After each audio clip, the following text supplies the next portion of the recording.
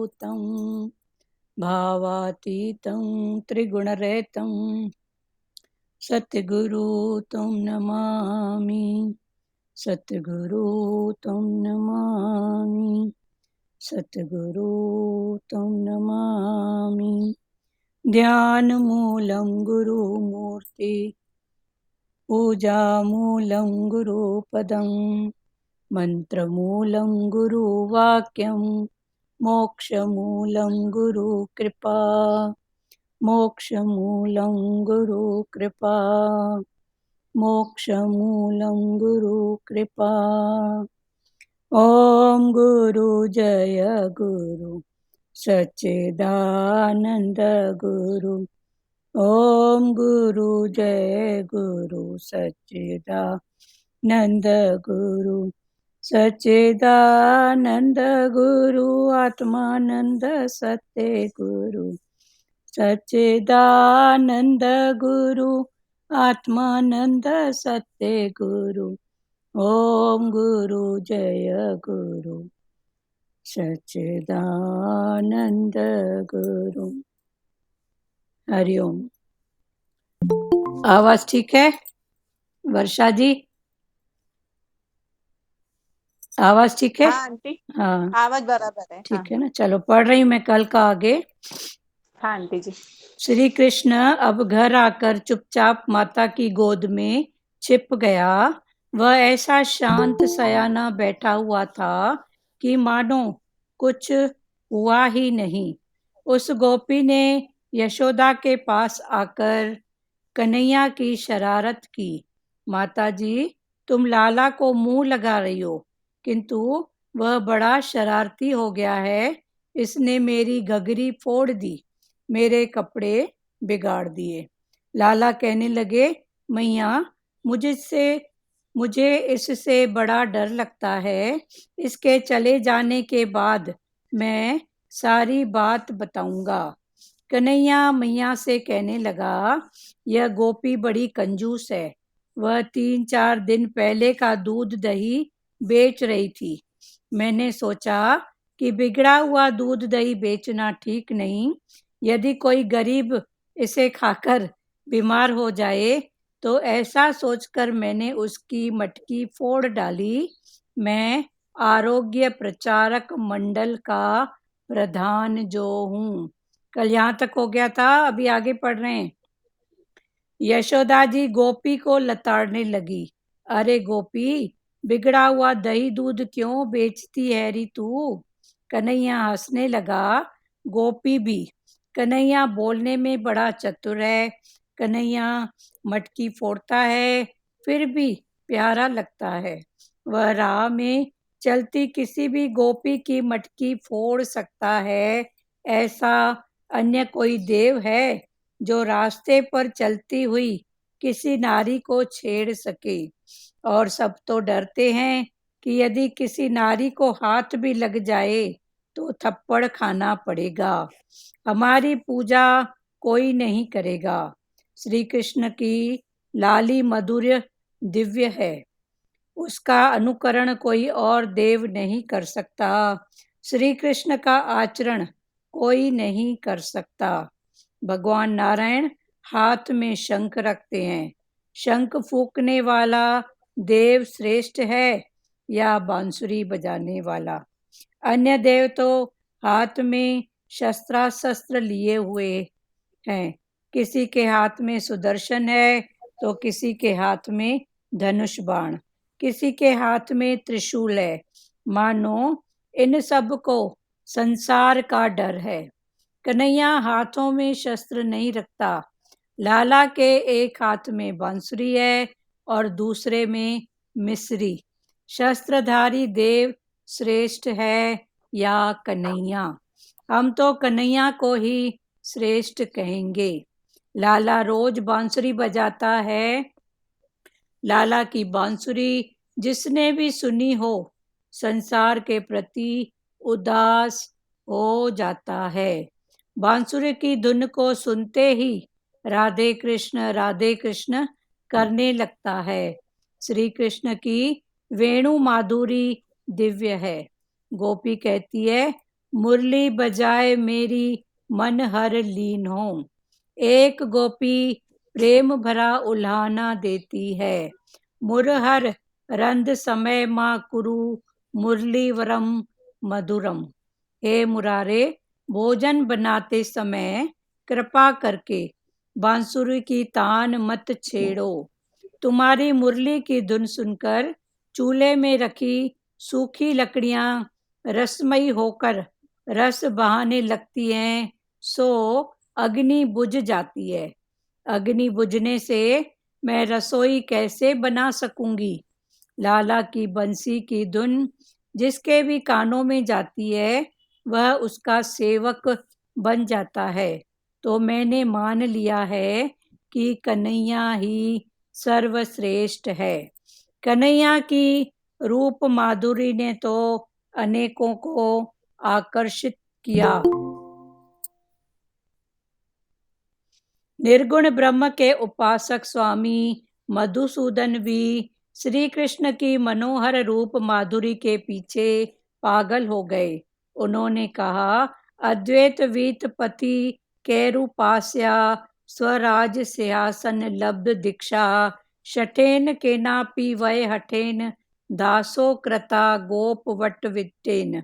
इसका मतलब है अद्वैत मार्ग के अनुयायी के द्वारा पूजनीय तथा स्वराज रूपी सिंहासन पर प्रतिष्ठित होने के अधिकार से युक्त हमको गोपियों के पीछे पीछे फिरने वाले किसी शठ ने अपनी इच्छा न होने पर भी चरणों का दास बना लिया है। श्री कृष्ण को रूप माधुरी के पीछे कवि रसखान भी पागल हो गए थे। उन्होंने कहा, या लकुटी अरु कमरिया पर राजती हूँ पुर को तजी डारो। आठों सिद्धि नवों निधि सुख नंद की गाय चराई बिसारो। मतलब श्री कृष्ण की रूप माधुरी दिव्य है। वे तो वैकुंठ निवासी नारायण से भी श्रेष्ठ है। यशोदा गंगाचार्य से कहती है, महाराज भोजन का समय हो गया है, पहले आप भोजन कर लीजिए, फिर आगे बात होती रहेगी। गंगाचार्य बोला, मैं दूसरों के द्वारा बनाई हुई रसोई खा नहीं सकता। अपना भोजन मैं अपने हाथों से ही बनाऊंगा। पहले मैं यमुना के जल ले आऊं।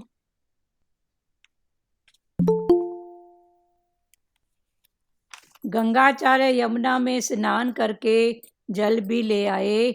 उनके इष्ट देव थे चतुर्भुज द्वारिका नाथ। गंगाचार्य ने अपने ठाकुर जी के लिए खीर बनानी चाहिए। भगवान को खीर भोग लगाऊंगा और फिर प्रसाद लूंगा। मात्र अपने लिए बनाकर खाने वाला अन्न नहीं पाप खाता है। सो रसोई बनानी ही है तो ठाकुर जी के लिए बनाओ। जब सेवा में उपयोग होगा तभी संपत्ति सार्थक होगी। अपने शरीर से अधिक प्रेम प्रभु से करो। यशोदा ने सोचा कि ये गंगाचार्य भगवान को खीर चढ़ाए बिना खाएंगे ही नहीं। सो खीर को ठंडी कर देने के लिए उन्होंने गंगाचार्य को सोने की थाली दी। खीर ठंडी हुई तो गंगाचार्य ने तुलसी दल बिखरा कर भगवान की स्तुति आरंभ की। अब फिर से पढ़ रहे हैं, ध्यान से सुनो। कल तक था कि कन्हैया गोपी की गगड़ी तोड़ के फिर आके माता की यशोदा माता की गोद में चुपके से बैठता है। फिर वो प्यारी जो गोपी थी वो यशोदा मैया से शिकायत करती है कि तेरे लाला ने मेरी मटकी फोड़ दी। तो कन्हैया था वाक चतुर, बोलने में होशियार। तो उसने अपने माता को क्या बोला कि माता ये 2-3 दिन की रखी हुई दूध दही बेच रही थी, जिससे जो भी इसको सेवन करेगा उसका आरोग्य शरीर बिगड़ेगा, इसलिए मैंने इसकी मटकी फोड़ दी। तो ये बात सुनकर यशोदा गोपी को लताड़ने लगी। तो यशोदा माता भी गोपी को डांटने लगी, अरे गोपी, बिगड़ा हुआ दही दूध क्यों बेचती है री तू। तो यशोदा ने गोपी को कहा कि तू बिगड़ा हुआ दूध दही क्यों बेचती है। कन्हैया हंसने लगा और गोपी भी। तो कन्हैया हंस रहा था अपनी शरारत पर और गोपी हंस रही थी कन्हैया की शरारत पर कि कैसा नटखट है और कैसा सब कुछ करते हुए भी चुपके से कैसे निकल जाता है। तो गोपी फिर कन्हैया पर हंसने लगी। कन्हैया बोलने में बड़ा चतुर है, कन्हैया मटकी फोड़ता है फिर भी प्यारा लगता है। तो कन्हैया मटकी फोड़ता है फिर भी वो प्यारा लगता है। वह राह में चलती किसी भी गोपी की मटकी फोड़ सकता है। ऐसा अन्य कोई देव है जो रास्ते में चलती हुई किसी नारी को छेड़ सके। ऐसा अन्य कोई देव नहीं है जो रास्ते में चलती हुई किसी भी नारी को छेड़ सके। पर ये अगर कोई आर्ट ऑफ लिविंग या पार्ट ऑफ लिविंग जो भी बोलो, ये है तो सिर्फ कन्हैया को भी। और सब तो डरते हैं कि यदि किसी नारी को हाथ भी लग जाए तो थप्पड़ खाना पड़ेगा। दूसरे देव देवता डरते हैं कि किसी नारी को अगर हाथ भी लग जाएगा तो थप्पड़ खानी पड़ेगी। पर कन्हैया में ऐसी आर्ट है, हमारी पूजा कोई नहीं करेगा। दूसरे देवी देवता डरते हैं। श्री कृष्ण की लीला माधुरी दिव्य है। तो श्री कृष्ण की लीला, लीला में भी क्या है, मधुरता। कल भी खुला था ना कि भगवान विष्णु नारायण की 60 गुण और भगवान कृष्ण के 64 गुण हैं, मना 4 गुण और ज्यादा। तो 4 गुण में वही है कि उनके पास रूप का सौंदर्य, मना भले काले हैं पर उनकी अपनी कोई बात है, उनकी लीला की भी अपनी ही कोई बात है। तो श्री कृष्ण की लाली माधुरी दिव्य है, उनका अनुकरण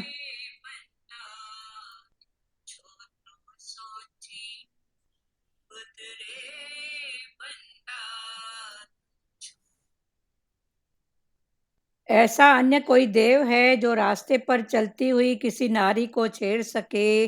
और सब तो डरते हैं कि यदि किसी नारी को हाथ भी लग जाए तो थप्पड़ खाना पड़ेगा, हमारी पूजा कोई नहीं करेगा। श्री कृष्ण की लीला माधुरी दिव्य है, उनका अनुकरण कोई और देव नहीं कर सकता। श्री कृष्ण सा आचरण कोई नहीं कर सकता। तो श्री कृष्ण भगवान का जो आचरण है वो अन्य देवी देवता नहीं कर सकते। अभी यहाँ कंपेयर है भगवान विष्णु की, नारायण की और श्री कृष्ण की। तो भगवान नारायण के 60 गुण हैं पर भगवान कृष्ण के 64 गुण बताए गए हैं। तो 64 गुण में उनका रूप माधुर्य, उनकी लीला माधुर्य, ऐसे गुण हैं। तो अभी भगवान नारायण हाथ में शंख रखते हैं। शंख फूकने वाला देव श्रेष्ठ है या बांसुरी बजाने वाला।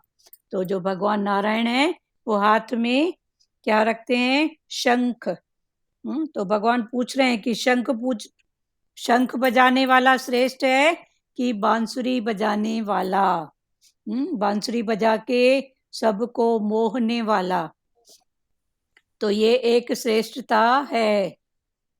अन्य देव तो हाथ में शस्त्र लिए हुए हैं। दूसरे देव जो हैं वो अपने हाथ में शस्त्र लिए हुए हैं। किसी के हाथ में सुदर्शन है तो किसी के हाथ में धनुष बाण। तो किसी के हाथ में सुदर्शन चक्र है, किसी के हाथ में धनुष बाण, मन राम के हाथ में धनुष बाण है और सुदर्शन है सुदर्शन चक्र है विष्णु के हाथ में, किसी के हाथ में त्रिशूल है। मानो इन सब को संसार का डर है, इसीलिए ये अस्त्र शस्त्र अपने हाथ में लिए हुए हैं। ऐसा लगता है कि इनको संसार का डर है। कन्हैया हाथों में शस्त्र नहीं रखता, कन्हैया हाथों में शस्त्र नहीं रखता, बंसुरी रखता है। लाला के एक हाथ में बांसुरी है और दूसरे में मिसरी माखन और मिसरी। तो भगवान कृष्ण के एक हाथ में है बांसुरी और दूसरे हाथ में है मिसरी। शस्त्रधारी देव श्रेष्ठ है या कन्हैया? अब यहाँ पूछा गया है कि शस्त्रधारी, जिन्होंने शस्त्र रखा है, वो श्रेष्ठ हैं या फिर माखन चोर कन्हैया? हम तो कन्हैया को ही श्रेष्ठ कहेंगे। लाला रोज बांसुरी बजाता है। लाला की बांसुरी जिसने भी सुनी हो, संसार के प्रति उदास हो जाता है। तो लाला मना, लाला किसको बोला गया है? भगवान कृष्ण को। तो भगवान कृष्ण रोज बांसुरी बजाता है। लाला की बांसुरी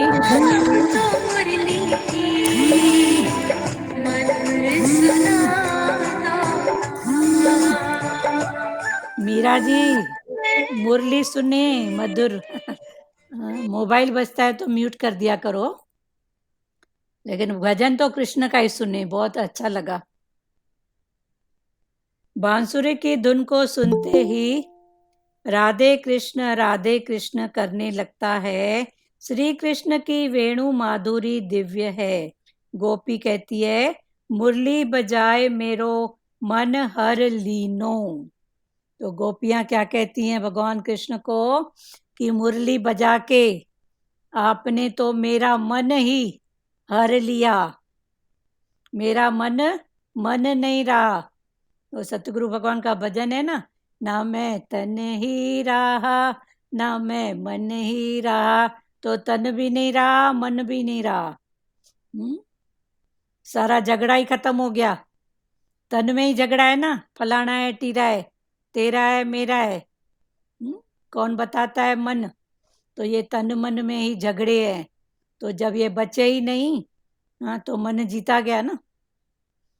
मुरली बजाए मेरो मन हर लीनो, एक गोपी प्रेम भरा उल्हाना देती है। उल्हाना प्रेम भरा भी होता है और द्वेष भरा भी। द्वेष से भी किसी की उपेक्षा की जाती है, उल्हाना किसी को दिया जाता है।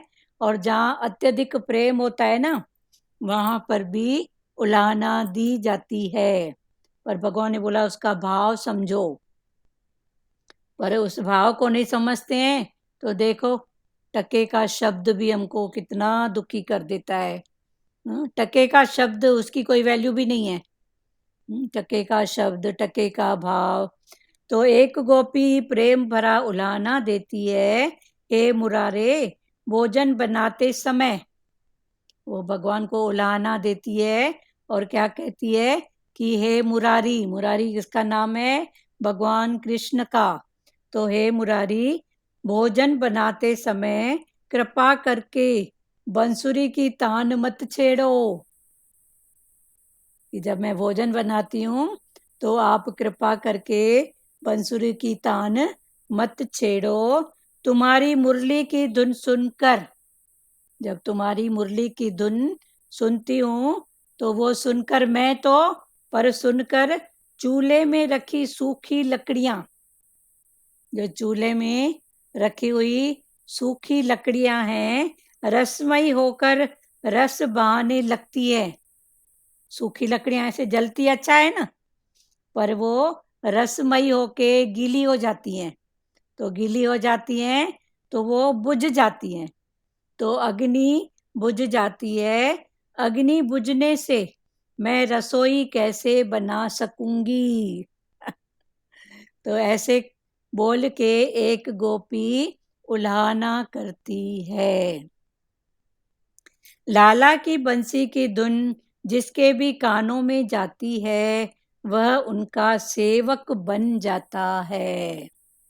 तो लाला के बंसी की धुन जिसके भी कानों में जाती है वो लाला का सेवक बन जाता है। तो मैंने मान लिया कि कन्हैया ही सर्वश्रेष्ठ है। अभी सेवक, सेव्य, एक है सेवक। सेवक के द्वारा जो भी क्रिया की जाती है वो है सेव्य। एक होती है सेवा, सेव्य, सेवा, सेवक। तो सेव्य माना जिसके लिए, माना भगवान कृष्ण सेव्य। जो कर रहा है वो सेवक और जो कर रहा है वो सेवा। तो सेवा, सेवक, सेव्य, ये तीनों एक ही क्रम में जब आते हैं तब लाला का दर्शन अपने अंदर ही होता है, वो बाहर नहीं है। तो ज्ञान है भी यही कि है तो मेरे अंदर है तो मेरे पास है तो मेरे साथ है। तो ये अभी निश्चय करो कि वो है तो मेरे पास, है तो मेरे अंदर, है तो मेरे साथ। कब होएगा? सेवक, सेव्य और सेवा जब एक ही भाव की हो जाएगी तब उसका रूप नजर आएगा। तो मैंने मान लिया कि कन्हैया ही सर्वश्रेष्ठ है।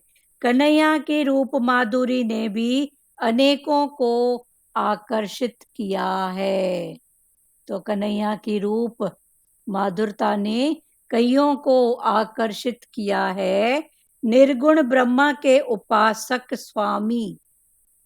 स्वामी मधुसूदन भी श्री कृष्ण की मनोहर रूप माधुरी के पीछे पागल हो गए हैं। तो निर्गुण उपासक, तो उपासक भी दो प्रकार के होते हैं, एक है सगुण और एक है निर्गुण। तो सगुण माना जो मूर्ति पूजा, साकार भक्ति करते हैं, मूर्ति पूजा करते हैं, वो है सगुण उपासक।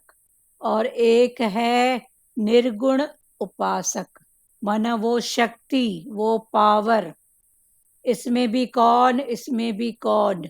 तो वो सब में उसकी शक्ति को देखते हैं कि शक्ति उसकी, पावर उसका। तो जो शक्ति और पावर दिखती नहीं है पर है, तो वो है माना निर्गुण, माना उसमें कोई अपना गुण नहीं है। पर देश काल पात्र को देख के, समय को देख के वो अपनी लीला करता है, फिर अपने आप में व्यस्त हो जाता है। तो वो है सगुण और निर्गुण। तो निर्गुण ही सगुण बनता है, सगुण ही निर्गुण, सगुण के अंदर ही निर्गुण है। तो ज्ञान ये दो तरफ का है भाई। बोलने वाला कौन? तो फलाना टीरा सगुण, पर उसके अंदर शक्ति किसकी, पावर किसका? वो है निर्गुण। तो ये निर्गुण ब्रह्म माना जो निराकार की भक्ति करते हैं, और एक है सगुण माना साकार। निर्गुण ब्रह्म के उपासक स्वामी मधुसूदन भी श्री कृष्ण की मनोहर रूप माधुरी के पीछे पागल हो गए थे। उन्होंने कहा है, क्या कहा है? कि अद्वैत मार्ग के अनुयायी के द्वारा, एक है द्वैत, द्वैत माना सगुण, और एक है अद्वैत, अद्वैत माना निर्गुण। अद्वैत मार्ग के अनुयायी के द्वारा पूजनीय तथा स्वराज रूपी सिंहासन पर प्रतिष्ठित होने के अधिकार से युक्त हमको गोपियों के पीछे पीछे फिरने वाले किसी शठ ने अपनी इच्छा न होने पर भी चरणों का दास बना लिया है। ये कौन बोल रहे हैं? जो अद्वैत के अनुयायी हैं, माना जो निराकार, निराकार की भक्ति करने वाले हैं, उनका भी ये कहना है।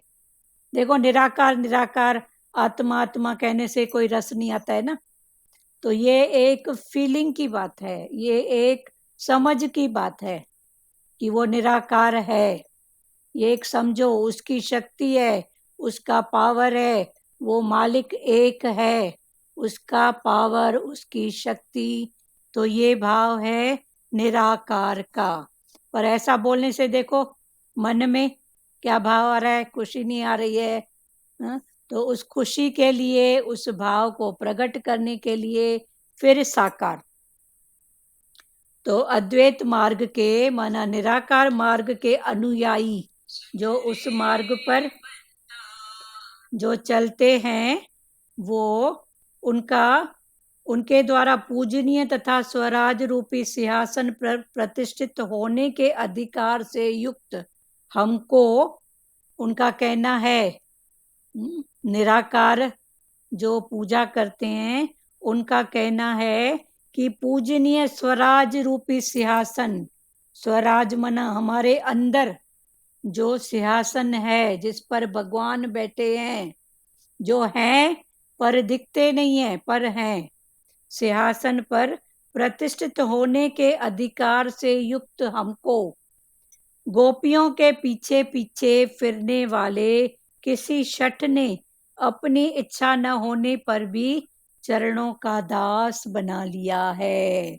हमारे अंदर वो शक्ति पावर है, पर उसके रहते हुए भी ये जो गोपियों का प्यारा है, कौन? कृष्ण, इसने अपनी लीला से हमको अपने चरणों का दास बना लिया है। मना इस भाव में निराकार भी आ गया और साकार भी आ गया। ये निराकार निराकार करने से देखो, पर फिर निराकार का साकार में भाव करने से मन में कितनी तृप्ति आती है, कितनी खुशी होती है कि उसने मेरे को चरणों का दास बना लिया। जो मेरे इधर बैठा ही है सदा अंदर, वो शक्ति, वो पावर, तो उसके चरणों का मैं दास। तो चरण ये कर्म भक्ति की बात है, पर ज्ञान भक्ति में चरण माना गुरु के वचन। चरण माना वो नहीं कि किसी के पांव पकड़ के मैं बैठ जाऊं, पर चरण माना गुरु के वचन। तो चरणों का दास बना लिया है। दास भाव भी ना कर्म भक्ति में है, ज्ञान में भगवान ने बोला दास और ये सब बातें नहीं है। जो तू है सो मैं हूं, मना तू और मैं एक है, मना आत्मा से आत्मा की बात। तेरे अंदर भी वो परमात्मा का वास है, मेरे अंदर भी वो परमात्मा का वास है। क्योंकि दास करेंगे तो दास के आगे कोई मास्टर भी तो होएगा, गुरु भी तो होएगा, तो इधर भगत और चेला कोई नहीं है। वो सब एक ही भाव है, पर पुरुषार्थ में चूंकि फर्क है। अभी गुरु का पुरुषार्थ और हमारे पुरुषार्थ में कुछ तो फर्क है ना, तो उस भाव से दूरी बनाए रखना जरूरी भी है। क्लियर हो रहा है वाणी? तो ऐसे भगवान और मैं एक हैं, उसमें वही पावर है, मेरे अंदर भी वही पावर है। जो तू है सो मैं हूं। तो देह भाव से फिर अलग हैं, क्योंकि भगवान का जो पुरुषार्थ है देह का और हमारा जो पुरुषार्थ है देह का, उसमें तो कुछ फर्क है ना। तो भगवान ने बोला उसको तू जानने वाला बन। आत्मा से एक है, पर देह के पुरुषार्थ से फर्क है। क्लियर हुआ? इसमें किसी को बात करना है?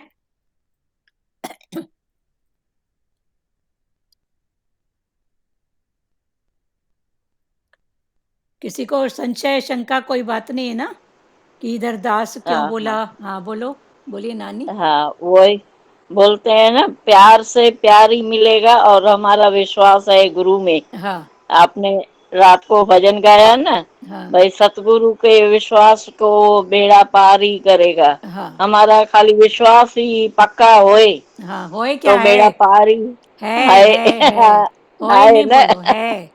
तो हाँ, हमारा तो बेड़ा पार हमारा होगा नहीं है। है, तो वही बोलते हैं हमको रोज रोज ये पक्का करते हैं गुरु हमारे।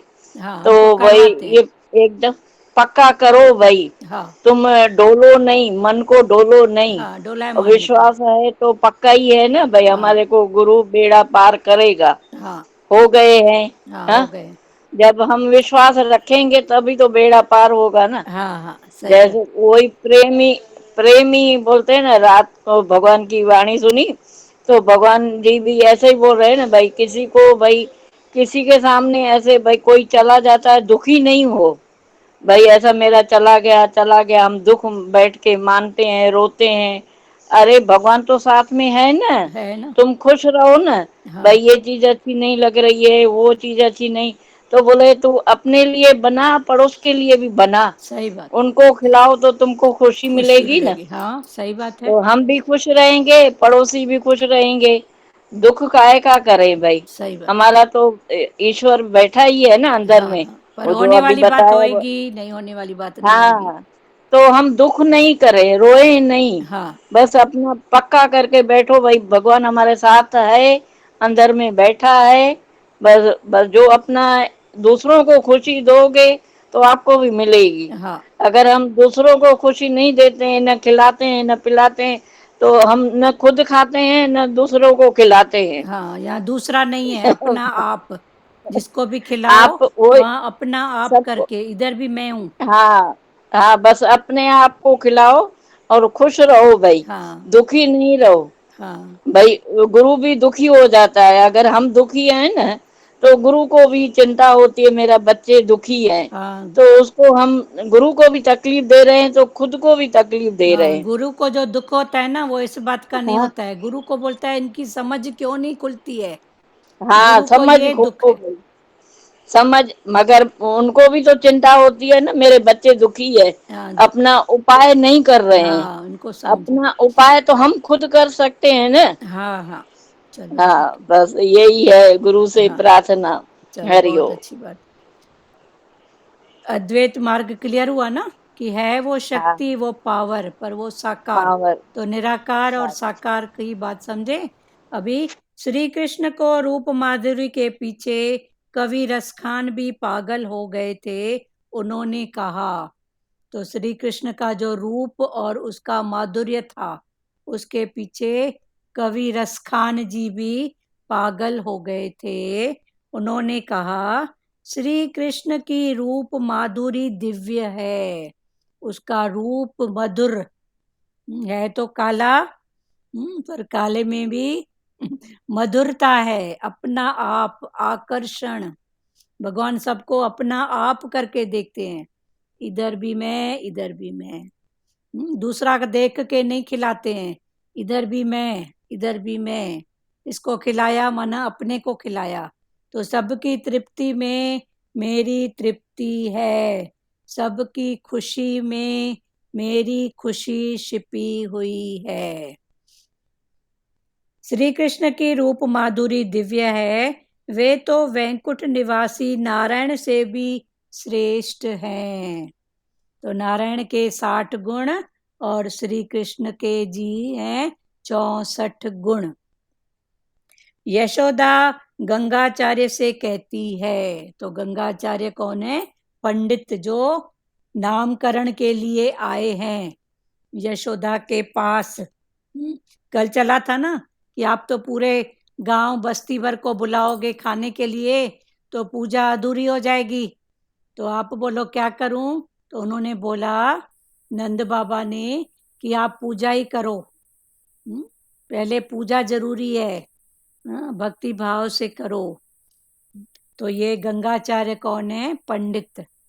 तो यशोदा गंगाचार्य से कहती है, महाराज भोजन का समय हो गया है, पहले आप भोजन कर लीजिए, फिर आगे बात होती रहेगी। तो गंगाचार्य पंडित बोले, मैं दूसरों के द्वारा बनाई हुई रसोई खा नहीं सकता, अपना भोजन मैं अपने हाथों से ही बनाऊंगा। पहले मैं यमुना से जल ले आऊं। तो ये पंडित थे कर्म भक्ति वाले। तो कर्म भक्ति वाले कब कहीं कहीं ऐसे दिखते हैं कि किसी के हाथ का नहीं खाते हैं, क्योंकि उनका ऐसा भाव होता है कि उसके हाथ से बना, उसके मन का जो वाइब्रेशन है वो भी भोजन में आ जाता है। इसके कारण कई पंडित ऐसे होते हैं जो नहीं खाते हैं, पर ज्ञान में भगवान ने बोला तू अपना भाव डाल ना, तू अपना भाव डाल प्रसाद का। तो गंगाचार्य चूंकि कर्म भक्ति वाले हैं, तो उन्होंने कहा कि मैं अपना भोजन अपने हाथों से बनाऊंगा। पहले मैं यमुना से जल ले आऊं। गंगाचार्य यमुना में स्नान करके जल भी ले आए। उनके इष्ट देव थे चतुर्भुज द्वारिका नाथ। गंगाचार्य ने अपने ठाकुर जी के लिए खीर बनानी चाहिए। भगवान को खीर भोग लगाऊंगा और फिर प्रसाद लूंगा। तो पहले भगवान जी को खीर भोग लगाऊंगा, फिर भोग लगा के वो प्रसाद को खाऊंगा और सबको खिलाऊंगा। मात्र अपने लिए बनाकर खाने वाला अन्न नहीं पाप खाता है। जो सिर्फ मैं खाऊं, मात्र अपने लिए पका कर खाने वाला क्या खाता है? पाप। गीता में भी भगवान ने बोला है ना ये बात कि जो अपने लिए पकाता है, मैं खाऊं मैं जीऊं, वो पाप खाता है। माना परमात्मा, परमात्मा की सृष्टि से, इतने हाथों से, इतने भावों से परमात्मा हम तक वो बात पहुंचाता है, तो भगवान ने बोला तू भी तो उसका शुक्राना बांट के कर। अभी देखो फुल्का भी बनाते हैं तो कितने हाथों से गुजर के आता है। किसान ने बीज डाला, फिर कटाई हुई, गेहूं बन के आया, पिसाई हुई, तो कितने हाथों से बन के आया। तो भगवान ने बोला इतने हाथों से बन के आया तो उसका प्रकृति में कुछ तो शुक्राना कर। इतना हाथ तेरे लिए काम कर रहे हैं। दीदी तो जी भगवान ने ना ऐसे सत्संग सुना तो बस घर में सब बोलते थे पहली रोटी गाय के लिए बनाते हैं मीठी रोटी, हाँ फिर आखिरी रोटी कुत्ते को देते हैं। तो ये भी सही में ये भी अच्छा है, संस्कार पड़ गया है बड़ों से। हाँ तो जैसे अभी गाय को देते हैं, कुत्तों को देते हैं, या सब जीवों के लिए आता है, या विशालता वाला भाव रहता है। तो ये भी गुरु की समझ से ना सही में एकदम सुकून अपने लिए ही मिलता है, अपने को ही सुकून मिलता है। जो हाँ भी कर्म करते हैं हाँ हाँ, हाँ पर ये अपने गाय सुकून और के लिए ही कुत्ता करते प्यारे, हैं। ठीक है करते हो, बहुत अच्छी बात हाँ है। आगे से ये भाव भी हाँ हमारे मुंह से नहीं निकले। बनाना है बस, हाँ देना है बस। हाँ, देना है मतलब बंधा हुआ है कि हाँ ये कुत्तों के लिए खाना देना है, गायों के लिए देना है, ये हाँ चींटियों ठीक को है। देना है, ये इनको देना है, सब हाँ ठीक मतलब है, कभी रूटीन कभी जो बनी हुई है ना, देखो बहुत अच्छी बात है, रूटीन। रूटीन में होना हाँ चाहिए। पर कभी कभी ना ये हाँ हमारी आसक्ति हो जाती है। अच्छा हम्म, तो ये आसक्ति कभी कभी होती है ना, तो फिर नहीं होता है तो विक्षेपता होती है। फिर सामने वाला अपने रूप से। तो अभी इन बातों करो जरूर, पर ये बातों से अब हाँ, उठो भाई, आप करते हो। नहीं विक्षेपता नहीं है, फिर सब परिवार वालों का ही भाव बन गया है ना। अच्छा मेरे को नहीं याद आता है तो और परिवार वालों को सिखा हाँ दिया है, तो बड़ी तो ठीक सबको है। आगे करते हैं हाँ अभी, फिर ठीक है, जो भी सबको करे आगे करे, करते हैं। पर कभी नहीं हो तो विक्षेपता भी ना हो। हाँ हाँ हाँ, है ना, तो ऐसे ऐसे सहजता में रहते हैं। हाँ ऐसे सहज रहो फिर। क्योंकि फिर हर देखो हर कर्म में दोष है, गीता में भगवान ने खुद बोला है, हे अर्जुन हर कर्म में दोष है, निर्दोष फकत आत्मा है। तो आत्मा से अगर आत्मा का भाव हो कि कोई भी बात हो रही है, कोई भी नियम हो रहा है तो ठीक है, पर फिर अगर कोई ऐसा हो रहा है तो फिर कहीं ना कहीं दोष आ जाता है। फिर हर सुजागी जरूरी है, पर एक बार नियम बनाने के लिए ठीक है। भगवान ने ऐसा भी कहा है कि सत्कर्म, हाँ पढ़ तो जाता है पर निकलने का नाम थोड़ा मुश्किल लेता है वो। फिर हर रूप में हमारा भाव वही बना रहता है, सत्कर्म का सत्कर्म का। तो कभी कभी उसमें हमारा भाव फिर देह में हो जाता है, कुत्ते की गाय को गई, गाय की कुत्ते को गई, तो फिर हमारा मन विक्षेप हो जाता है। तो भगवान बोलते हैं वो विष्ठा का कीड़ा भी तो मैं बनाना। भारती जी तो भगवान क्या बोलते हैं, वो विष्ठा का कीड़ा भी मैं बनाऊं। तो ये हाँ सब ठीक है। नहीं, अभी ये बातें गुरु गुरु की ये बातें समझ में आती हैं। हाँ हाँ, वो उस हाँ, भाव से नहीं है दीदी। चलो बहुत लेकिन अब अच्छी बात है। सबके, हाँ, संस्कार जो होता है मतलब ना, हाँ हाँ, बड़ों का संस्कार बना संस्कार, है, फिर गुरु अच्छी की बात। समझ से, और हाँ, फिर गुरु की समझ से और सहज हो गया। हाँ बहुत अच्छी बात है। गुरु की समझ से सीखते, हाँ वेरीफाई हाँ, करते। वेरीफाई बस करो। एक बार प्रभु हाँ जी को बोला, भगवान मैं जपजी साहब पढ़ती हूँ सुबह, और बचपन से पढ़ो नहीं तो। भगवान ने बोला तो जपजी साहब की वाणी तो आती है ना मेरी सत्संग में। हाँ, वाणी में कितनी सारी पॉइंट आती है। पॉइंट आती रूप न रेख न रंग त्रे गुण ते प्रभु भिन्न, है। हाँ ये सब पॉइंट आते हैं। भगवान बोले नहीं नहीं, अच्छी बातों को नहीं बुलाओ, पहले राग द्वेष को तो बुलाओ। हाँ पहले और तो विकार छोड़ो, और अच्छे कर्म छोड़ना चाहते हो। हाँ हाँ, अभी छोड़ना तो नहीं है गुरु पर से वेरीफाई पकड़ना भी करके नहीं रास्ता लिया ना। है। हाँ हाँ, बहुत हाँ अच्छा करते हो। अभी इस- छोड़ना और पकड़ना क्या है फिर समझो। हमारी अटक नहीं हो बस। किसी से बात करना है तो कर लो, आप बार बार कहीं देख रहे हो। मात्र अपने लिए ही बनाकर खाने वाला अन्न नहीं पाप खाता है। सो रसोई बनानी ही है तो ठाकुर जी के लिए बनाओ। माना जो भी बन रहा है प्रसाद, तो वो भाव बनाओ कि भगवान ठाकुर जी आप ही भोग लगाएंगे। फिर वो कुत्ते का भाव हो, गाय का हो, परिवार का कोई सदस्य हो, तो हमारा मन फिर डोलायमान नहीं होना चाहिए कि मैंने इसके लिए बनाया तो ये खाया। बनते तक सुजागी हो, पर कभी ऐसी बात हो तो मन में विक्षेपता न आए। ठीक है, किसी को इसमें बात करना है कुछ तो करो। जब सेवा में उपयोग होगा तभी संपत्ति सार्थक होगी। जब सेवा, कोई भी सेवा में उपयोग होगा, तो उपयोग माना सबके लिए, इसके लिए भी है उसके लिए भी है, तभी हमारी संपत्ति जो भगवान ने हमको दिया है वो सार्थक होगी। पर उपयोग की जगह अगर उपभोग आ जाएगा, कि ये इसके लिए है ये उसके लिए है, तो फिर वो सार्थकता नहीं है। तो भगवान वही समझा रहे हैं, जब सेवा में उपयोग होगा तभी संपत्ति सार्थक होगी। अपने शरीर से भी अधिक प्रेम प्रभु से करो। अपने इस शरीर से भी अधिक प्रेम प्रभु से करो। मना उपभोग की अपेक्षा उपयोगी बनो। उपभोग माना मैं खाऊं, मैं पीऊं, पर मैं के बाद फिर आएगा मेरा, फिर आएगा मेरे वाले। तो ये सब उपभोग में आता है। पर उपयोग में भाई ठीक है, बन गया ठीक है, फिर जिसके मुख में गया, है ही भगवान का रूप।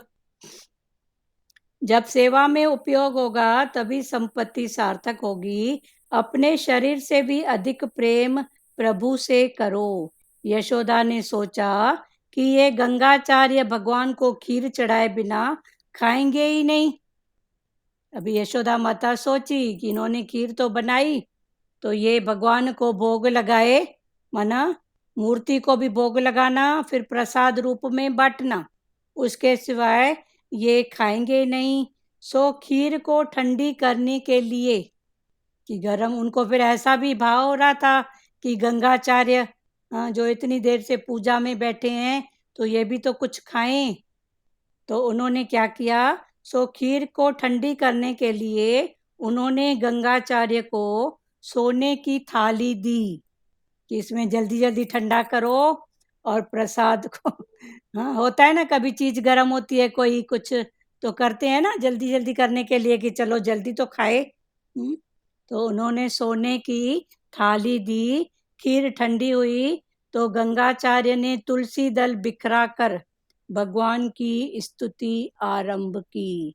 तो ये जो कर्म भक्ति वाले होते हैं वो तुलसी का पत्ता, कुल तुलसी का दल डाल के फिर वो भोग लगाते हैं भगवान को। क्योंकि तुलसी है श्रद्धा का प्रतीक। वो भजन है ना, श्रद्धा हो तुलसी सी और भोल कबीरा सा। तो वो तुलसी का पत्ता मना श्रद्धा। तो सामने है तो भले डालो, वरना श्रद्धा का भाव रखो। श्रद्धा, सब में भगवान का भाव। तो खीर ठंडी हुई तो गंगाचार्य ने तुलसी दल बिखरा कर भगवान की स्तुति आरंभ की। फिर ये स्तुति है संस्कृत में, उसका मीनिंग है हे नारायण, हे लक्ष्मीपति, हे वेंकुटपति, खीर आरोगिये। क्योंकि गंगाचार्य नारायण के उपासक थे, तो वो अपने भगवान को बुला रहे हैं खीर खाने के लिए, भोग लगाने के लिए। तो बोल रहे हैं हे नारायण, हे लक्ष्मीपति, हे वेंकुटपति, खीर आरोगिये। खीर खाइए नहीं, तो खाना माना ये अच्छा है। तो भगवान बोलते हैं खीर आरोगिये। ये भाषा अलग अलग है, इन भाषा से भी भाव चेंज हो जाता है। मैं खाता हूँ तो ये खाता हूँ, ये नहीं खाता हूँ। पर भोग लगाना बोलो तो फिर जो है तो भोग ही तो लगाना है ना। पर खाने की बात में क्या क्या आता है, मैं ये खाता हूँ, ये नहीं खाता हूँ। फिर वो पसंद और नापसंद, एक अच्छा लगता है, एक उससे कम अच्छा लगता है, तो वो फिर राग द्वेष हो गया ना। तो इससे भाषा भी अभी बदलो। किसी को खिलाना हो तो भले सामने नहीं बोल पाओ, पर मन में जरूर बोलो भगवान आप भोग लगाओ, भोग लगाओ। पर बोलने में भी क्या है, हमारे मुख में तो अभी ये शब्द आ गए, हम तो बोलते हैं भगवान जी आप भोग लगाओ, जो भी है भगवान ही है। तो ऐसे भी भाव बदलते हैं। हे नारायण, हे लक्ष्मीपति, हे वेंकुटपति, खीर आरोगिये। कन्हैया कहने लगा मैं ही लक्ष्मीपति और वेंकुटनाथ हूँ। गुरुजी शायद मुझे ही पुकार रहे हैं, अतः खाने के लिए मुझे जाना ही पड़ेगा। और सोचकर वह खीर खाने के लिए भागा हुआ आ पहुंचा और खीर खाने लगा। तो कन्हैया सोच रहे हैं मेरे को ही तो बुला रहे हैं, ना? तो कन्हैया दौड़ के गए और खीर खाने लगे। 12 बार माला फेरने में जितना समय लगे, उतने समय तक ठाकुर जी के सम्मुख थाल रखा जाए। लाला को मनाना तो पड़ता ही है ना।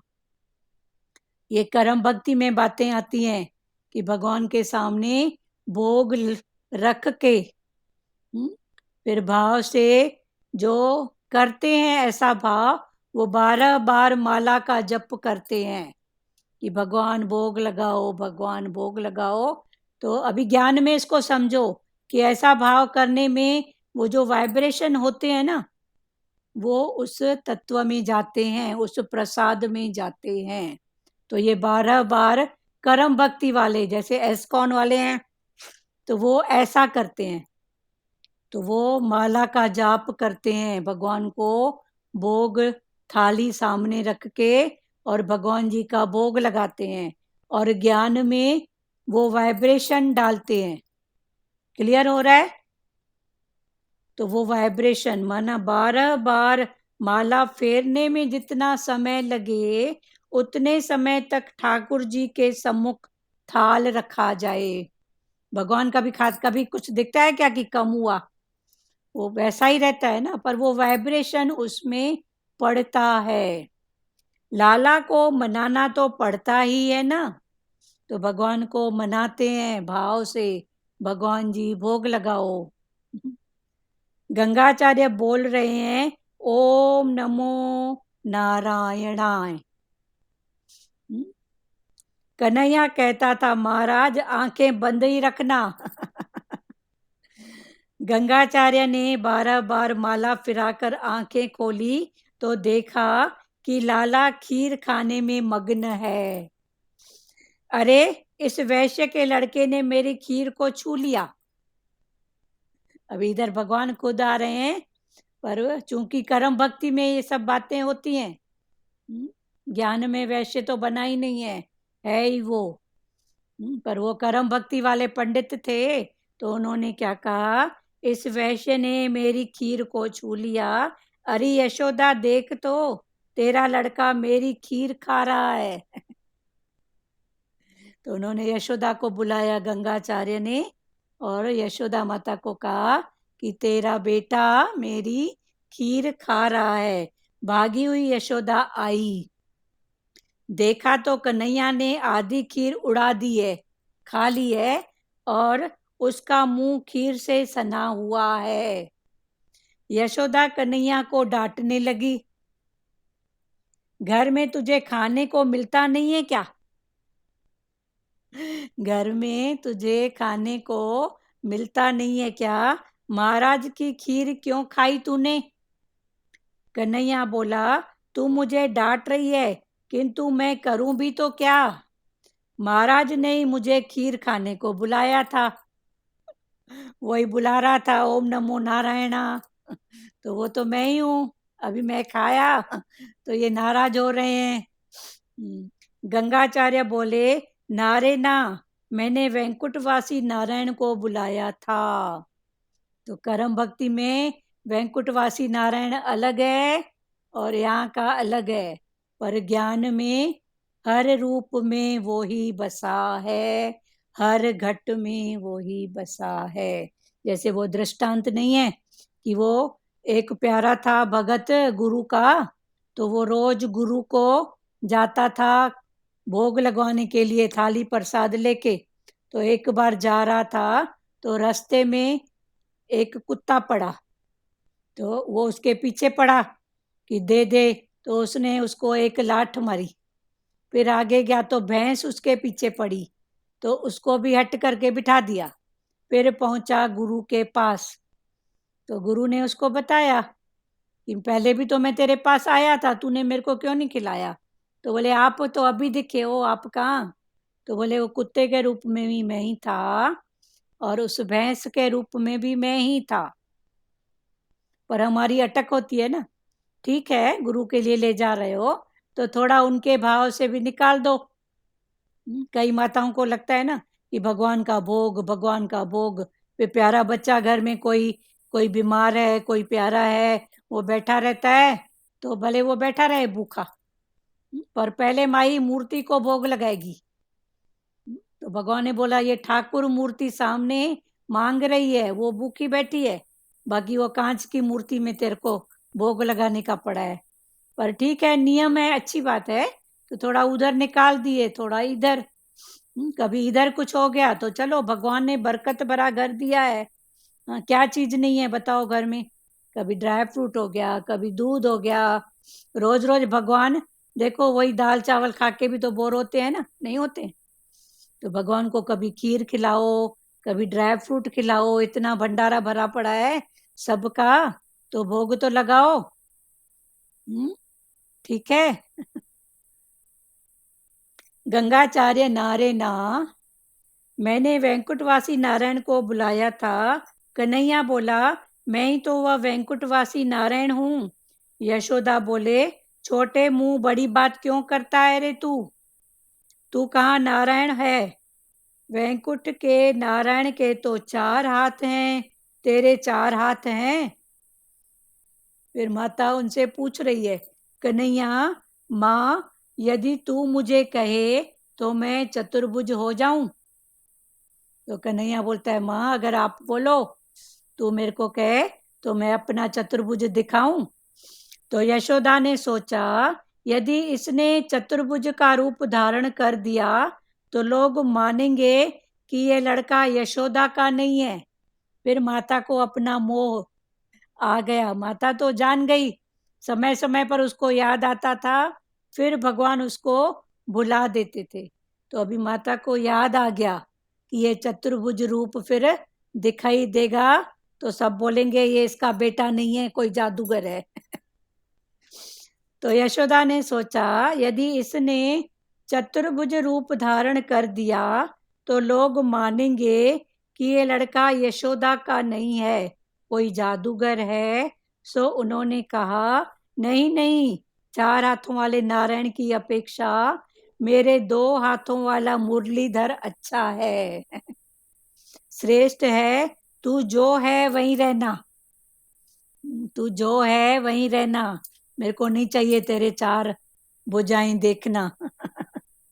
तो भगवान यशोदा को याद भी दिलाते हैं, फिर बुलवा भी देते हैं। तो यशोदा माता बोलती है, नहीं, तू अपने 4 हाथ दिखाएगा ना तो लोग बोलेंगे कि ये कहाँ से जादूगर लेके आई। फिर यशोदा ने गंगाचार्य से कहा, ये नादान लड़का है, इसकी बातों में ना आना, कृपा करके आप फिर से खीर बना लीजिए। गंगाचार्य फिर स्नान करके यमुना की ओर चल दिए। फिर गंगाचार्य गए यमुना नदी में डुबकी लगाने के लिए।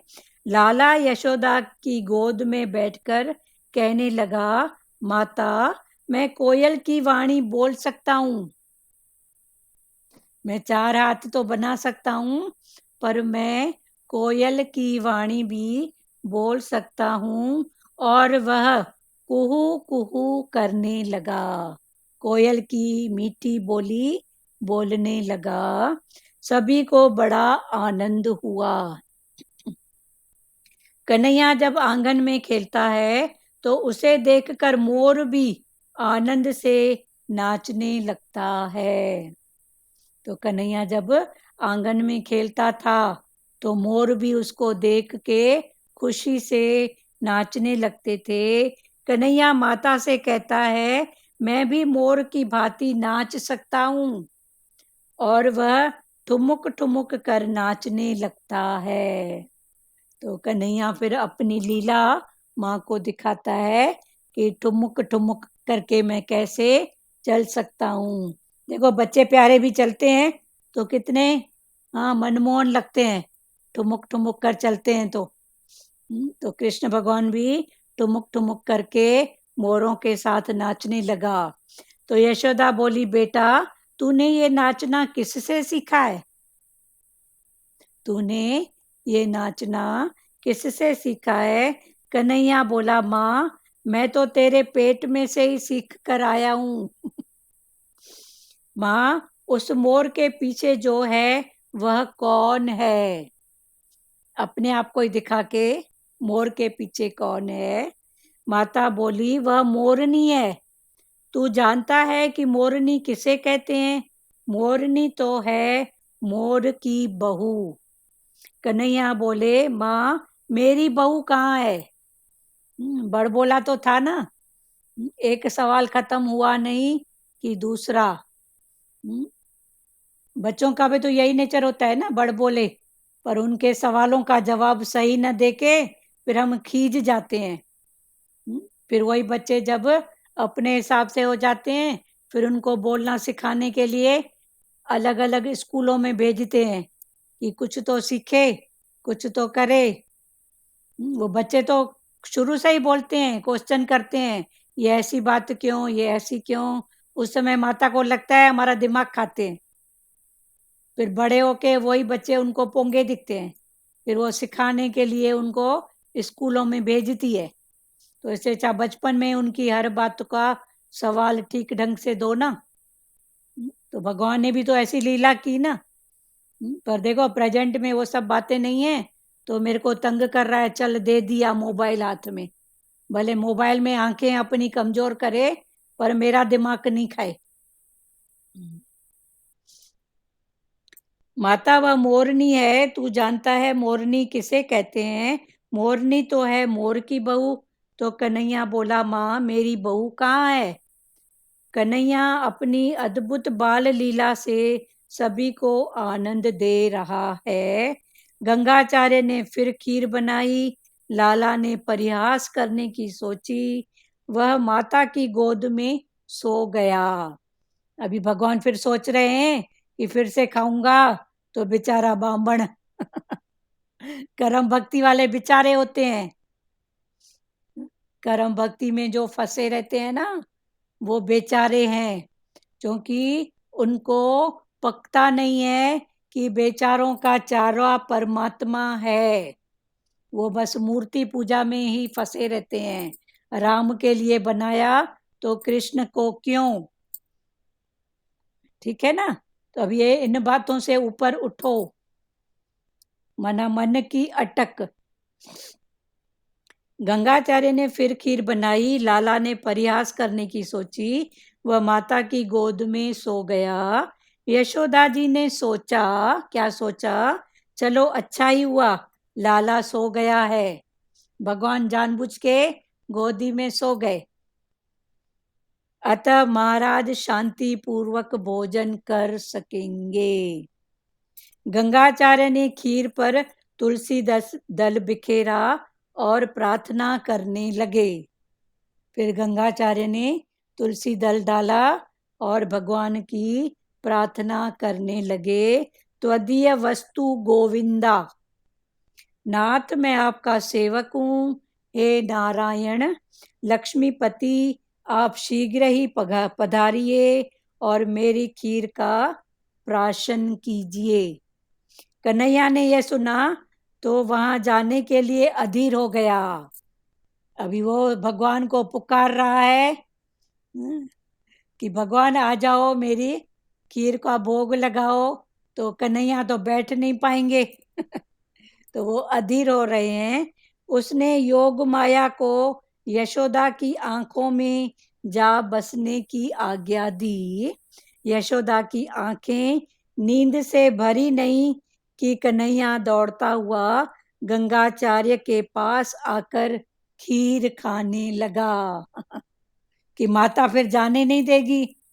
तो कन्हैया ने योग माया को बुलाया और यशोदा माता की आंखों में बसने को कहा।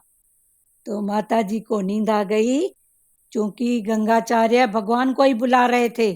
अभी साकार भगवान सामने बैठ नहीं पा रहे हैं, तो वो दौड़ते हुए खीर खाने गए। गंगाचार्य ने देखा, अरे ये वैश्य बालक ने मेरी खीर इस बार भी झूठी कर दी। कन्हैया ने सोचा, बेचारे इस ब्राह्मण को कब तक भरमाता रहूं। उन्होंने अपना चतुर्भुज स्वरूप प्रकट किया। तब भगवान ने बोला कि कितनी बार इसको भरमाता रहूं। तो भगवान ने अपना चतुर्भुज रूप प्रकट किया। महाराज, आप जिस नारायण की आराधना कर रहे हो वह मैं ही हूँ और गोकुल में कन्हैया का रूप लेकर अवतरित हुआ हूँ। आप जिस चतुर्भुज नारायण को बुला रहे हो वो मैं ही हूँ और गोकुल में अवतरित हुआ हूँ। आपकी तपश्चर्या सफल हुई। आपकी जो ये तपस्या है वो सफल हुई। आपको भगवान का दर्शन हो गया उसको। चलो एक एक वचन वाणी के भाव से बताओ। सुनाओ प्यारे, एक एक वचन। दीदी, तपश्चर्या माने जो भगवान बताते हैं संयम नियम रखो हाँ अपनी दिनचर्या का, हाँ हाँ और मतलब जो भी वाणी आपको रिलैक्स होनी चाहिए दिमाग में, हाँ, तो जैसे वचन को फॉलो करो, वही तपश्चर्या हुई वही ना। तपश्चर्या हुई ना। तप, तन का तप, हाँ, मन का तप। जैसे मन वचन कर्म से भगवान हाँ बोलते हैं ना, शुद्ध रहो, तप हाँ, करो। तप करो मन तन, वचन हाँ कर्म से किसी को दुखी न करो। हाँ, तन की तपस्या इसी है। को ही तपश्चर्या बोला है हाँ, ना। इसी को तपश्चर्या। तन की तपस्या, मन की तपस्या, धन की तपस्या, फिर इंद्रियों की तपस्या। इंद्रियों से भी तपस्या है ना। इंद्रियों को भी तपाओ ना, फलाना टीरा नहीं है ही वो। आंख ने देखा फलाना टीरा नहीं, कान ने सुना फलाना टीरा, बोलो नहीं, उसकी सत्ता से ही बोल रहा है। मन दिखा रहा है फलाना टीरा, मन को तपाओ, फलाना टीरा बना ही नहीं है, ये भी उसका रूप ही है, वो ही है। तो ये है तपश्चर्या, कि तुम्हारी तपश्चर्या अब सफल हुई। तो एक बार नहा के आया, 2 बार नहा के आया, फिर इसमें भगवान ने सब समझाया कि करते करते ये हमारी अटक हो जाती है, तो अटक की बात से उठो। अटक ज्ञान नहीं है, हर बात से उठना ही ज्ञान है। ज्ञान कोई हवा पहाड़ नहीं है। जो भी स्थिति है उससे ऊपर उठो। तो ऊपर कब उठेंगे? जब उसको निकालेंगे बाहर, अपनी बात बताएंगे, तभी तो। गुरु भी क्या करता है, हम उसको जो भी बताते हैं, कोई भी भाव, तो गुरु प्यार से सुनते हैं, फिर आगे का वचन दे देते हैं कि अभी आगे, अब आगे ऐसा बढ़ो, अब ऐसा करो। तो उस बात से उठा के आगे का लेसन देते हैं। तो ज्ञान भी कोई हवा पहाड़ नहीं है। हर बात से उठना ज्ञान है। कोई भी अटक नहीं रहे हमारे में। ये अटक ही तो हमको भटकन में लाती है ना। जो अटका सो भटका। तो अटको नहीं, अभी हर बात से उठते जाओ। इधर भी कौन, इधर भी कौन है ही वो। और प्यारों, बात करो। किसी को संशय, कोई बात हो तो बात करो प्यारों। किसी को कोई अनुभव हो तो भी बात करो। मीरा जी, सुजाता जी, मीना, बात करो।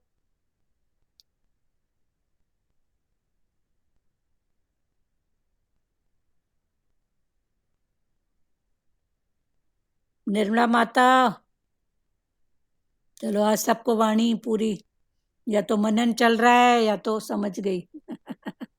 हाँ दीदी, हाँ समझ बोलो। गई पूरी। क्लियर, हाँ बोलो। क्लियर है वाणी। क्लियर है ना? वाणी पूरी थी। कुछ तो हाँ, खूब, कुछ बहुत तो अच्छी। बोलो, वाणी को कुछ चेंज भाव तो मिले। बोलो। नहीं मतलब बहुत अच्छा भाव है, बस सब इसका बहुत सुन के मजा आ रही है, है बाकी ना? कुछ नहीं। अच्छा, चलो मजा हाँ है ना, चलो अच्छी बात है। हाँ हाँ, हर बात से उठते जाओ, हाँ, है ना? सब बात से उठते जाओ। भगवान ले ने जाओ। हाँ कुछ भी नहीं बोला है कि ऐसा करो या ऐसा नहीं हाँ करो। हाँ, पर हर बात से उठते जाओ। लिखते जाओ। जो मतलब एक कृष्ण का जो संभाषण है, हाँ, या यशोदा का, जो दोनों की बातचीत है, दो मजा आ रहे है है सुन ना, के सब। सुन के। हाँ, चलो बहुत। संसार में भी ऐसा है ना, देखो। हाँ, सही संसार बात। में भी ऐसा। हाँ बोलो बोलो। हाँ, मतलब वही बात, मतलब ऊंचा भाव से पकड़ने का और आगे चलने का। आगे चलने जिससे का बस। अटकने का नहीं, कोई भी हाँ भाव से अटकने का नहीं। हाँ पास आवे बोल के आगे चलने का। हाँ, पास करके निकलते जाओ, हर बात से उठते जाओ। निकलते हम्म? हर बात से उठो। हाँ, कौन किसको क्या झूठा है क्या, देखो। हम हाँ इतना खाते हैं, कोई अमरूद भी लेके आते हैं तो बोलते हैं ना, ये पैरट का खाया हुआ है, बहुत मीठा। हाँ तो कौन सा मीठा हुआ है, जब किसी ने भोग पहले ही लगाया है ना। हाँ, दूध भी बिल्कुल। जो पीते हो, तो बछड़ा जब तक दूध नहीं पिए, पीता। तब तक तो गाय माता देगी भी नहीं। देगी भी नहीं, तो कौन सा बिल्कुल झूठा है, कौन सा। हाँ, बिल्कुल हाँ, सही। इतना अन्न आता हाँ है तो इतने पक्षी जब तक चुगेंगे नहीं, हाँ, तब हाँ, तक वो बोरों में भरेगा भी नहीं। नहीं, हाँ। तो फिर किसको बोले झूठा? ठीक है, ये भी एक भाव है। हम्म। वो भाव मन के सुधारे के लिए है बस। मन की बिल्कुल। अटक के लिए नहीं है। हाँ, मन के अटक है, वही तो, मन हाँ तन मन धन से अटकना नहीं। हाँ, अटकना नहीं, हम अटक जाते हैं, ये झूठा, ये ऐसा। ठीक है, हाँ। कोई बात नहीं। हम्म। भगवान ने हम्म। बरकत भरा घर दिया है, हो जाए। हाँ, हो पर ये जाए। अटक में वहम संशय, फिर ऐसा हम्म। किया तो ऐसा हो गया, ऐसा हम्म। करूंगी तो ऐसा होगा। तो हम्म। ये सब बातों से ऊपर उठो। करने की मना नहीं है।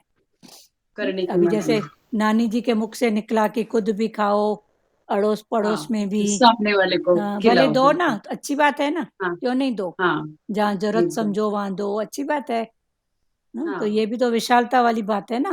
पहले घर का हम्म। दिया बनो, फिर रोड की हम्म। बत्ती बनो। हम्म। चलो बहुत अच्छी बात। और किसी को बोलना बहुत है? अच्छा। श्री कृष्ण गोविंद करें। श्री कृष्ण हरिओम गोविंद। दीदी। हाँ बोलो जी, पंजाबी माता चो। हाँ बोलो, निर्मला माता बोलो। हेलो, हम लोग। हाँ हरिओम। बोलिए बोलिए। बोलो निर्मला माता बोलो। माइक तो चालू है आपका, बोल क्यों नहीं रहे हो?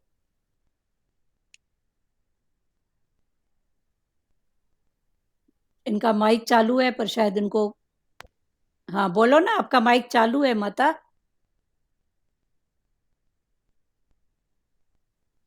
चलो। श्री कृष्ण गोविंद हरे मुरारी, हे नाथ नारायण वासुदेवा।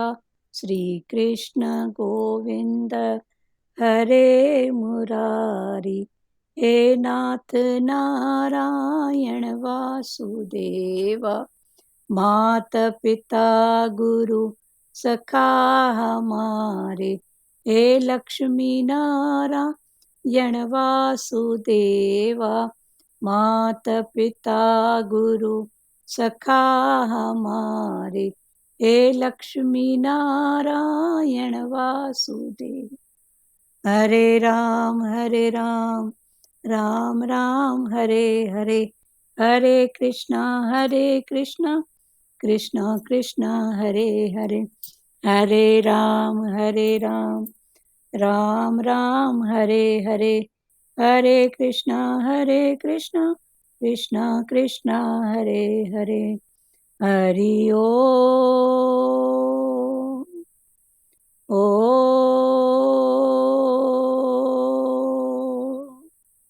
ओम शिवो।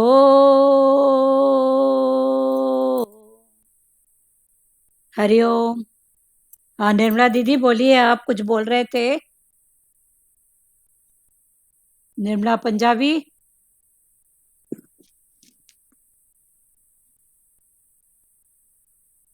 चलो बंद करें। और किसी को बोलना है कुछ? ठीक है, हरिओम सबको, हरिओम। इनका माइक चालू है, पता नहीं उनको बोलना नहीं आ रहा है पकड़ के। दीदी हाँ जी। ख्यालों से खाली सच्ची समाधि, हाँ जो ख्यालों भगवान से बोलते हैं ना, समाधान। हाँ दादा बोलते थे कि ना, समाधियों का समाधान मतलब हर का समाधान। हाँ ख्यालों से तो ये खाली। 5 बातें बताते थे कि हाँ बोलो। हाँ, बोलो 5 मौन, बात। शांत, गंभीर, एक रस। ये सही में ये उस क्वालिटी में ये गुरु का ज्ञान ही ला सकता है, बार बार उसका हाँ विचार लेने से हाँ एकदम मौन, समाधान हो ही पहला जाता है। मौन, दूसरा शांत, तीसरा एक हाँ, रस, चौथा एक रस, और गंभीर सागर, गंभीर सागर, गंभीरता। और गंभीरता। पांचवा। और हाँ, पांचवा मतलब पांचवा चलो वो ठीक है, एक को भी उसका। पकड़ोगे हाँ, तो सब आ गया है ना। शांत रहोगे तो मौन आना आ बहुत गया, अच्छी अवस्था बता। गंभीर भी हो गया। एक बूंद को भी पकड़ो तो सागर आ जाएगा। एक रस वन एक वे, रस। तो एक। सबसे एक रस वन वे, हाँ एक रस। तो ये वन वे 5। ट्रैफिक। हाँ ये 5। वही अपने ही हाँ समाधान होने से ही ना, अब सपने भी नहीं आते हैं और एकदम रिलैक्स लगता है। हाँ। तो हर नहीं तो बात का। बहुत शिकायत थी हम। हाँ भगवान बोलते हैं हर बात का समाधान समाधि है। समाधान, समाधि कोई अलग बात नहीं है। समाधान। समाधि और मना। जितना हम इसमें डूबे रहते हैं, हाँ भजन में, सिमरन में, ज्ञान में जितना डूबे रहते हैं, तो कहीं फिर हमारा इंटरफेयर होता ही नहीं है। हाँ लगता है कि नहीं, इसी में ही डूबना अच्छा है। हाँ। जितना समय समय खाली मिले, बस उस समय अपना भजन लेके बैठो, वाणी लेके, तो उसमें अच्छा रहता है। चलो इधर उधर जाने का मन ही नहीं करता है। चलो तो बहुत ये अच्छी जो बात है। 3 बातें बताई ना, भक्ति, वैराग्य, हाँ ज्ञान, हाँ ज्ञान ये भक्ति। जरूरी है। हाँ ज्ञान, भक्ति, वैराग्य। हाँ ये तो पुरुषार्थ भक्ति है भी ना। तभी होती है जब इन पांचों का संजोग होता है, तभी भक्ति होती है। हाँ हाँ सही बात है। पांचों के संजोग से ही। हाँ बहुत सही अच्छा। में वो रिलैक्स होने से ही फिर अपनी नींद भी अच्छी आती है। जो 2.5 सुख बताते हैं ना भगवान, हाँ कि पहला सुख है तंदुरुस्ती, हाँ दूसरा सुख है तेरी गहरी नींद, हाँ आधे सुख माया के कारण। तो सही में थोड़ा टाइम मिलता था तो लगते थे चलो थोड़ा इधर मिल के आते हैं इससे रस। तो उस रस से जब गुरु ने उठाया ना, तो सही में अपने में रहने थे, फिर वो रिपीटेशन भी नहीं होती है कहीं की। बहुत अच्छी बात है। हाँ लगता है जितना अपने में रहे बस अपने ही में रहे। अब हाँ लगता है समय बहुत कम है भगवान, हम बहुत समय खो चुके हैं अपने। चलो ठीक है, जब फिर जागे रोना तब आता है सवेरा। कभी कभी मेरे को बहुत, अच्छा है ना, ये भी गुरु कभी का। कभी बहुत रोना आता है। हाँ ये भी गुरु के लिए रोना है ना, कि अभी तक देखो क्या किए भगवान। हाँ, कि हमने अभी 2 साल से जैसे हरिद्वार नहीं गए, तो हाँ लगता है हमारे से कोई गलती हुई है, तभी शायद हमारे को इतना बिछोड़ा हुआ है। नहीं विछोड़ा कहाँ हुआ है प्यारे। अभी तो भगवान देखो नहीं कितने। मिले हुए हैं फिर भी, मतलब जो फिर भी लगता है ना कि जैसे साकार का भी दर्शन सुखदाई रहता है। खैर वो तो सही बात है, खेच पर होती है ना भगवान अभी। देखो ये भी अटक है ना अभी, भगवान ने तभी ऐसी लीला ये की। अटक है दीदी। हाँ अटक है। कितने साल तक भगवान का संग अच्छा। किए हो आप, फिर अभी उसको तो हाँ बहुत घट किए घट हैं, में भगवान का देखो ना। साथ बहुत मिला। हाँ बहुत अच्छा है ना, और क्या आज यहाँ तक बस पहुंचे उनकी हो। लीलाओं में मस्त रहते हैं अभी। हाँ तो लगता बस, है इतना भी साथ। तो बहुत एक बार अच्छी। दीदी प्रभु जी ने क्या कहा मेरे को, भगवान बोली मेरे को ये समझते हैं ये पहले जैसी है। हाँ तो चई हाँ तोखे पहिरियों वांगुर थी सम्झनी, अरे बिना साबण जे बिना हिन जे तोखे धोई सफ़ा थियूं कढी पयूं, हा हाँ तूं पई थी चई त मूंखे अॻे वांगुर थी सम्झनि। हाँ तो वही सही बात में है ना। था। जागृति में फिर हंसाया, फिर हमने वो भजन गाया था, जागे रे भाग्य मेरे जागे, चलो संतों के संग नाता जोड़ के। याद तो है, प्रभु बोलो। जी साथ में ये भजन गा, हाँ जागे धीरे रे धीरे बोलो। भाग्य मेरे जागे, संतों के संग नाता जोड़ के, हो संतों के संग नाता जोड़ के। तिनका था मैं पड़ा हुआ, तिनका था मैं पड़ा हुआ, दुनिया का रंग था चढ़ा हुआ, तिनका था मैं पड़ा हुआ, दुनिया का रंग था चढ़ा हुआ, तूने उठाया गले से लगाया, तूने उठाया गले से लगाया, आ जाओ रे सभी इस मोड़ पे रे, जागे रे भाग्य मेरे जागे, संतों के संग नाता जोड़ के, हो संतों के संग नाता जोड़ के। दीदी आगे का कल याद करूंगी, चलो पूरा ठीक है, गाऊंगी। कोई बात नहीं। हरिओम, सबको हरिओम। चलो बंद कर रही हूँ अभी।